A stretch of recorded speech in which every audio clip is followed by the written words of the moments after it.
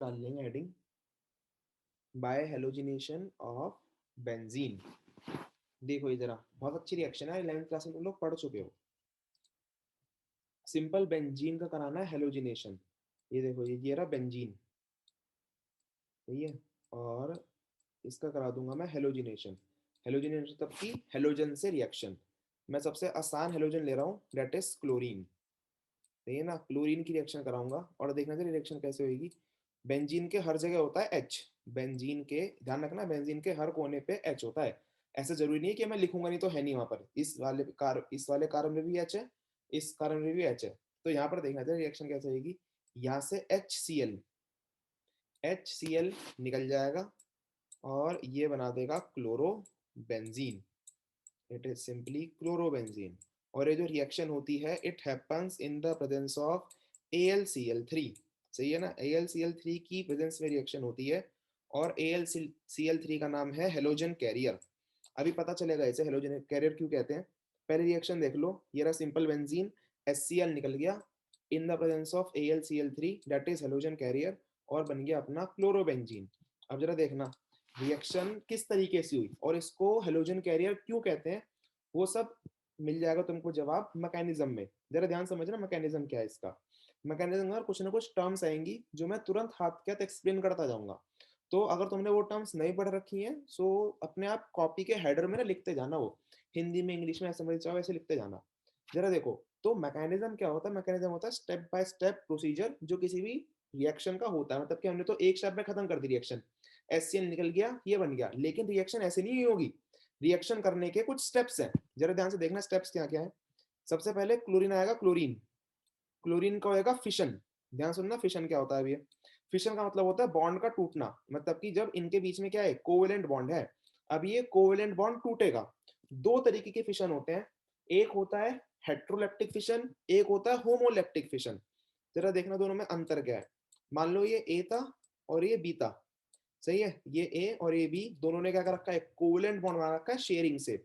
जब इनका बॉन्ड बिल्कुल बीच में से टूट जाएगा, ये बीच में टूट गया, जो ए है वो अपना इलेक्ट्रॉन लेके चला गया और जो बी है वो अपना इलेक्ट्रॉन लेके चला गया। That is known as homoleptic fission. सही है ना, क्या कहते हैं इसे हम लोग, homoleptic. Homoleptic LYTIC, homolytic, leptic नहीं होमोलाइटिक, होमोलाइटिक फिशन। सही है, ये तो होमोलाइटिक फिशन। नेक्स्ट अगर हमारे पास यही फिर से कंपाउंड आया ए, ये रहा इसका इलेक्ट्रॉन और इन्हें शेयरिंग के साथ कर रखी है बी के साथ। अब देखना जरा, अब की बार बॉन्ड कहां से टूटा है, बॉन्ड टूटा है ए की तरफ से। मतलब कि जो ए का इलेक्ट्रॉन था, थोड़ा सा एक सेकेंड गलत बना दिया, ये इस तरीके से।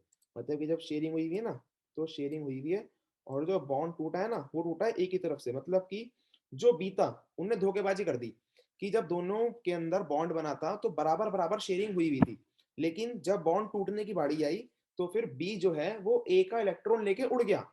तो बी पे क्या हो गया, एक इलेक्ट्रॉन एक्स्ट्रा हो गया। अगर किसी भी स्पीशीज पे इलेक्ट्रॉन एक्स्ट्रा हो जाते हैं तो उस पे चार्ज कैसा आता है, नेगेटिव। तो बी के ऊपर चार्ज आ गया नेगेटिव। और इलेक्ट्रॉन खोया किसने है, इलेक्ट्रॉन खोया है ए ने, तो ए के ऊपर चार्ज कैसा आ जाएगा, पॉजिटिव। तो that is known as heterolytic fission.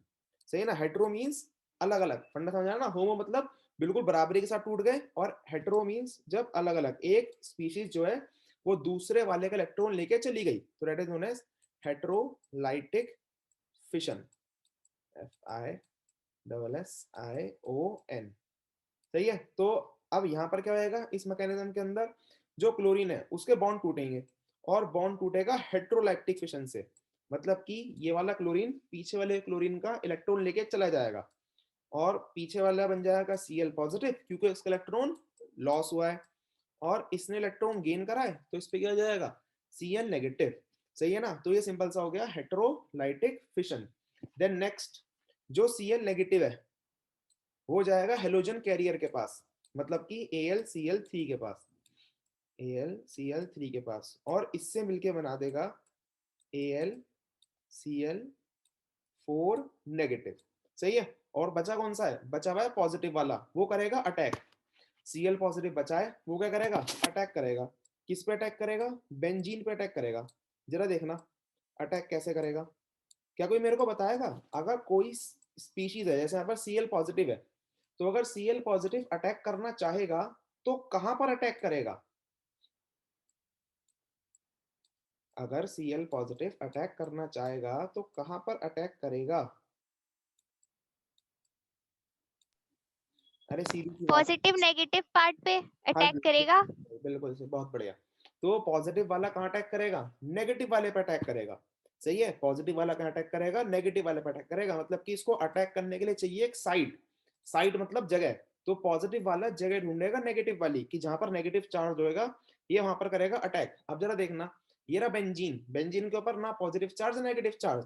अब अटैक करेगा तो कहां पर करेगा? तो हमको पॉजिटिव और नेगेटिव चार्ज लाने पड़ेंगे।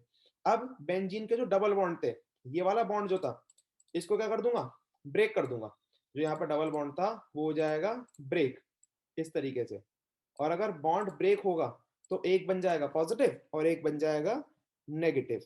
देखो ये जरा, ये हो गया ब्रेक, और ब्रेक होने के बाद ये बॉन्ड ऐसी का ऐसी रहा, ये बॉन्ड ऐसी का ऐसी रहा।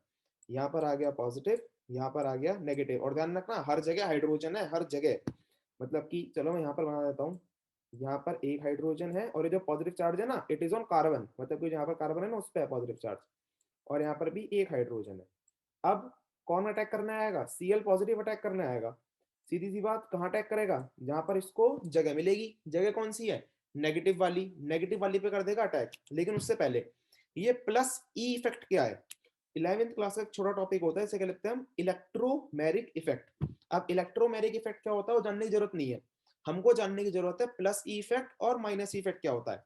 जैसे अभी हमने हेट्रोलैक्टिक और होमोलैक्टिक फिशन पढ़ा है। फिशन क्या होता है? जब दो अलग अलग स्पीशीज के बीच में बॉन्ड टूटता है, और वो भी सिंगल बॉन्ड टूटता है, वो अलग अलग होती है, उसे कहते हैं हम लोग फिशन। लेकिन जब डबल बॉन्ड टूटता है, मान लो कि अगर हमारे पास ये ए और बी ले लेते हैं फिर से, A double bond A, and then next is A double bond B.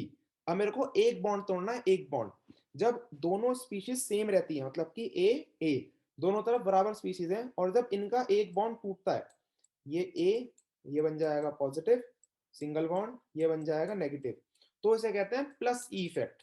Plus मतलब कि सेम सेम, सीधा सा फंडा याद करने का सिंपल सा फंडा क्या है? प्लस मतलब कि सेम सेम, तो प्लस है तो सेम सेम। जब दोनों सेम सेम के बीच में डबल बॉन्ड टूटता है, that is known as plus E effect. और अगर सेम सेम की जगह क्या हो जाएगा? अलग अलग, तो उसका नाम क्या हो जाएगा? Minus E effect. मतलब कि ये वाला बॉन्ड टूट जाएगा, एक सिंगल बॉन्ड टूट जाएगा, A positive single bond B negative.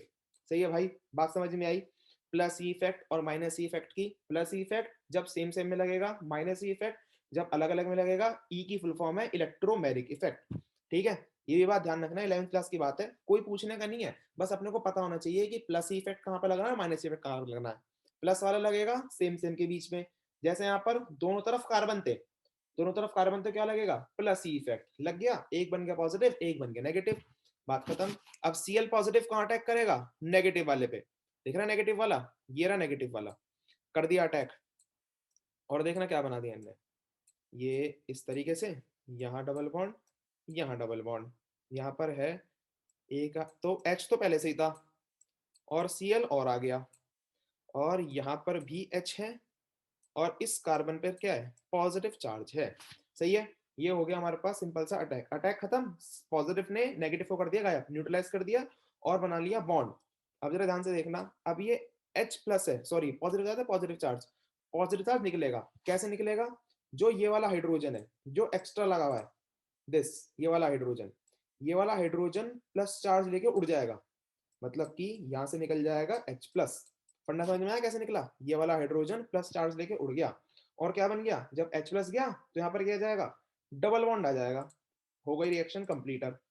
ये बनाया हमने फिर से बेंजीन, और इस तरीके से ये बॉन्ड और ये वाला बॉन्ड आ गया वापस, क्योंकि H प्लस चला गया, और ये बन गया अपना क्लोरो बेंजीन। सही है, ये था फंडा सिंपल सा हेलो मैकेनिज्म का, mechanism of halogenation of benzene. बताइए कोई स्टेप जो ना समझ में आया हो? बस एक बार बताओ, एक बार रिवाइज कराया तो मतलब छोटा स्टेप क्या है ये याद रखने का, ये कि H प्लस लास्ट में निकालना है। अब वो बताता हूँ क्यों निकालना है, देखो जरा। अभी रिएक्शन कंप्लीट नहीं हुई, क्लोरोबेंजीन तो बन गया, लेकिन HCl कहाँ निकला? समझ में आ रही है, HCl का निकला। और यहाँ पर जो AlCl3 था दैट इज हेलोजन कैरियर, वो रिएक्शन में कुछ मदद नहीं करता, मतलब कि वो रिएक्शन में टेक पार्ट नहीं लेता, हमने जैसा लिया है वैसी का वैसी वापस देना है। जरा देखना कैसे, H+ जो निकला है, ये जो H+ निकला है ये रिएक्ट करेगा AlCl4 नेगेटिव के साथ, AlCl4 नेगेटिव अटैच करेगा और बना देगा AlCl3 प्लस HCl निकल जाएगा अलग, AlCl3 प्लस HCl निकल जाएगा अलग। ये देख रहे हो, AlCl3 जैसा डाला था वैसी का वैसी ही निकल गया। तुम सोच सकते हो इट इज अ कैटलिस्ट, जैसा डाला वैसी का वैसी निकल गया और अपना ये बन गया क्लोरोबेंजीन और HCl निकल गया अलग। बताइए फंडा समझ में आया? या फिर एक बात और सुन लो लास्ट, कि जो अपना AlCl3 था इसको हेलोजन कैरियर क्यों कहते हैं? रीजन तुम्हें पता चल ही गया होगा, क्योंकि जो नेगेटिव वाला था उसको ये कैरी करता हुआ चला, मतलब कि सबसे पहले बॉन्ड टूटेगा, फिर उसके बाद Cl पॉजिटिव अटैक करेगा, अटैक करने के बाद H+ निकलेगा, इतने में Cl नेगेटिव क्या करता?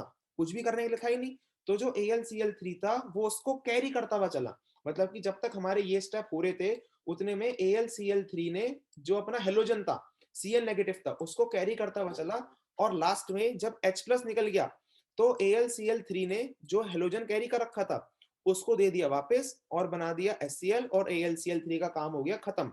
तो ये जो AlCl3 है हेलोजन को कैरी करता हुआ चलता है, that's why it is known as halogen career.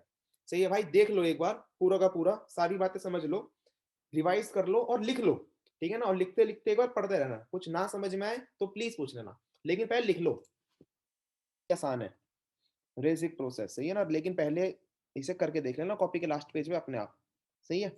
सबने कर लिया होगा। देखो जरा रेजिक प्रोसेस, देखो रेजिक प्रोसेस, तो रेजिक प्रोसेस में बेसिकली क्या होता है, सिंपल बेंजीन लेंगे, सिंपल बेंजीन, ये रहा बेंजीन, देखो डेफिनेशन कितनी आसान है, अरे एम्स में आई थी 4 मार्क्स में।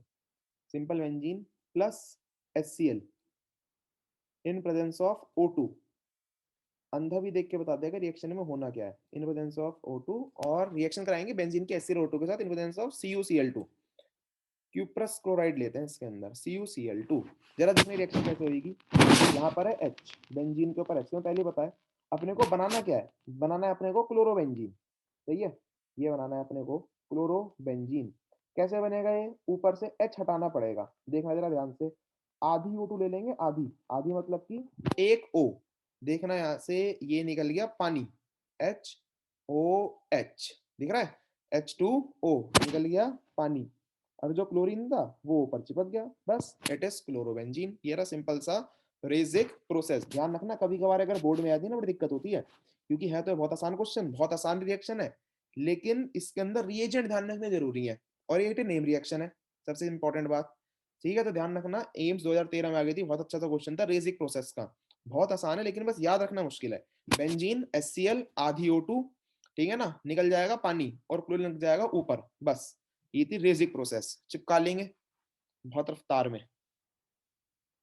दैट इज रेजिक प्रोसेस, और यहीं पर ही खत्म होती है अपनी प्रिपरेशन ऑफ हेलो एरीन, ठीक है? जल्दी करेंगे, जल्दी ट्राई करना, सही है ना? बहुत आसान क्वेश्चन है, कर लोगे, ट्राई करना। और प्रिपरेशन ऑफ हेलो एरीन्स खत्म हो चुकी है, सही है ना? अब बस प्रॉपर्टीज है और क्वेश्चन आपका चलते रहेंगे। तो जी देखो, तो देखना डाई हेलोजन डेरिवेटिव होता है ना, die halogen derivative of propane, die halogen मतलब कि दो हेलोजन। अब जरा देखना, दो हेलोजन मैं यहीं पे लगा सकता हूँ, हेलोजन को रिप्रेजेंट कर रहा हूँ मैं X से, तो दो हेलोजन पहले पे लग सकते हैं, या फिर दोनों हेलोजन का लग सकते हैं बीच वाली पे, ठीक है ना? और अगर तुम लगाओगे दोनों हेलोजन लास्ट वाली पे तो वो सेम बन जाएगा, ठीक है ना? फिर उसमें नंबरिंग उल्टी हो जाएगी बस।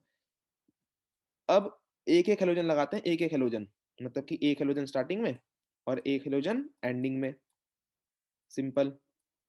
और लास्ट पैटर्न क्या बचा कि अगल बगल वाली पे हेलोजन, एक हेलोजन यहाँ पर और एक हेलोजन यहाँ पर, तो ये थे चार डेरिवेटिव ऑफ डाई हेलोजन, सही है ना? प्रोपेन के बनाने थे, प्रोपेन के, प्रोपेन मतलब 3 कार्बन। ये था पहला क्वेश्चन, जल्दी से करेंगे ये वाला 10.4। और तुम्हें आता है, बहुत आसान क्वेश्चन है, बस थोड़ा सा दिमाग लगाना, ध्यान से पढ़ना, ध्यान से देखना, ध्यान से, बहुत आसान क्वेश्चन था वैसे। तो इसके अंदर पहले सुन लो करना क्या है, सबसे पहले तो आइसोमर्स हमको पता होना चाहिए, आइसोमर्स क्या होते हैं। आइसोमर्स जब हमारे पास एक ही कंपाउंड है, मतलब कि जब फॉर्मूला सेम है और उसके हम लोग डिफरेंट डिफरेंट तरीके से स्ट्रक्चर बना रहे हैं, isomer. When the formula is same but the structure and the properties are different, that are known as isomers.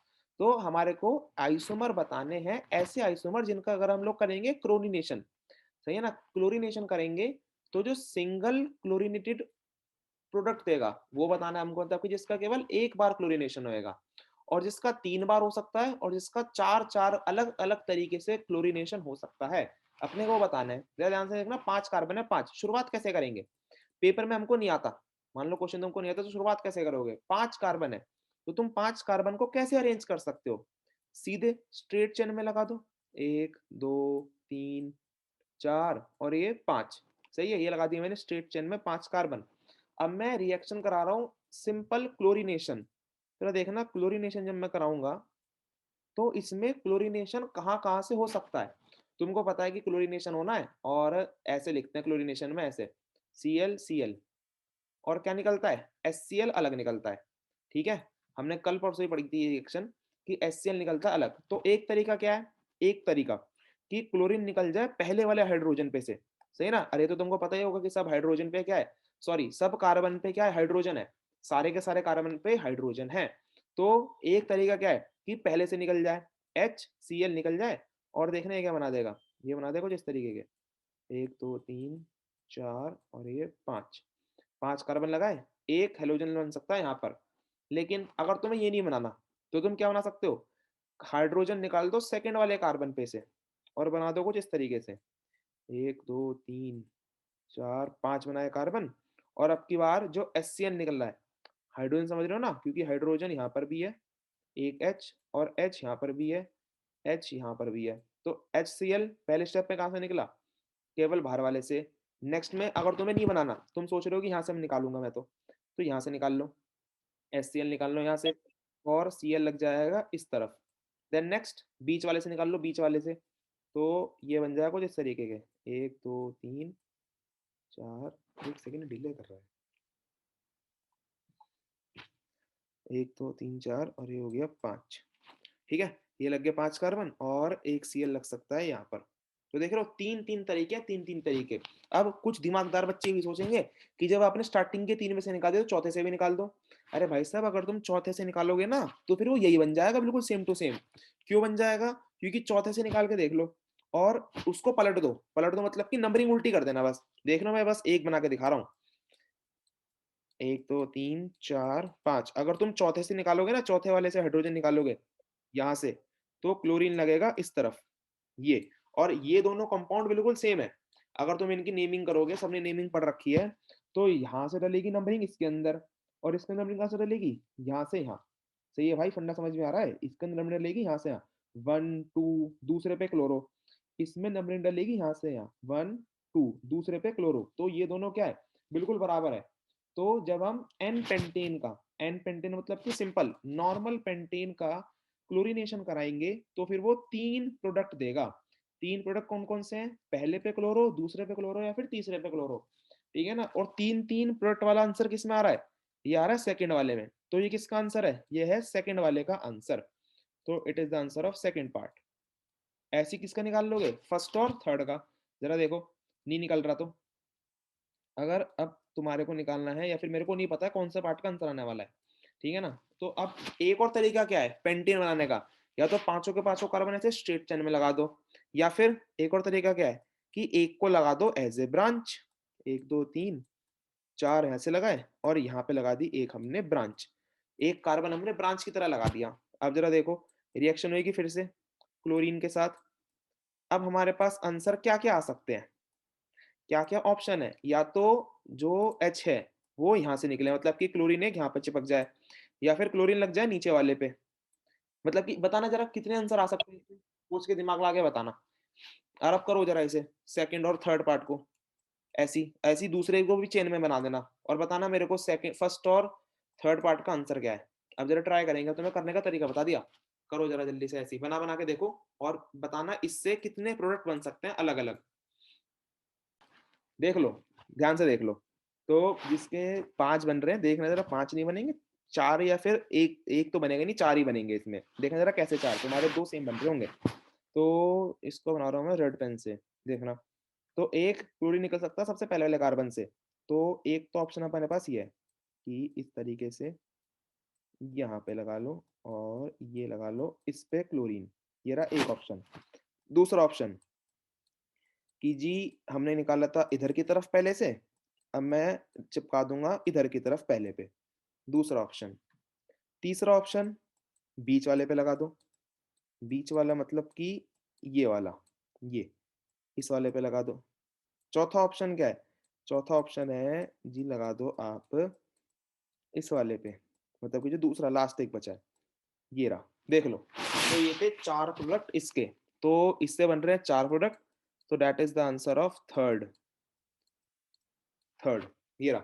तो थर्ड से अपने 4 प्रोडक्ट बनना है, तो ये हो गया ये वाला, तो मतलब कि तीसरे पार्ट का आंसर है ये isopentane. Then last last part का देखना, लास्ट पार्ट का अगर अब भी समझ नहीं आया तो कोई दिक्कत नहीं, घर पे आके दोबारा करके देखना, सही है। या फिर वीडियो देख लेना। देखो फर्स्ट वाले का आंसर क्या होगा? सिंगल मोनोक्लोराइड, मतलब कि बस एक ही ऑप्शन बचा है हमारे पास नियो बनाने का, कि दोनों को भेज दो एज ए ब्रांच, दोनों को भेज दोगे एज ए ब्रांच और इससे कराओगे क्लोरीन की रिएक्शन। तो तुम कहीं पर भी लगा लो, कहीं पर भी, मतलब कि देखो पोजीशन है 4, इस पे लगा लो, इस पे लगा लो, इस पे लगा लो, या फिर इस वाले कार्बन पे लगा लो। 4 पोजीशन है, लेकिन कहीं पर भी लगा लो आंसर सेम है। नेमिंग करके देखना, नेमिंग करके, ठीक है भाई, नेमिंग करके देखोगे ना तो आंसर सेम आएगा। सो ये देगा तुम्हारे पास मोनोक्लोरिनेटेड प्रोडक्ट, और ये कुछ बनाएगा इस तरीके से, सही है, ये यहाँ पर आ जाएगा Cl। सही है भाई, समझ में आ रहा होगा तुम लोगों को, नेमिंग तुमने पढ़ी है। तो यहाँ पे लगाओगे ना, अगर इसी को तुम पलट के यहाँ लगा दो तो नंबरिंग शुरू होगी यहाँ से, बस सिंपल सा फंडा है। और नाम सेम ही पड़ेगा, मतलब कि पहले कार्बन पे ही क्लोरीन है। अगर तुम इसको उठा के पीछे भी लगा दोगे ना, जब भी कोई अंतर नहीं पड़ने का। क्यों नहीं पड़ने का? क्योंकि फिर उसपे नंबर 1 डल जाएगा। अभी नंबरिंग में यहाँ पर 1 डलेगा, यहाँ 2, यहाँ 3। अगर तुम इस क्लोरीन को उठा के यहाँ पे लगा दोगे तो यहाँ पर डल जाएगा 1 2 3।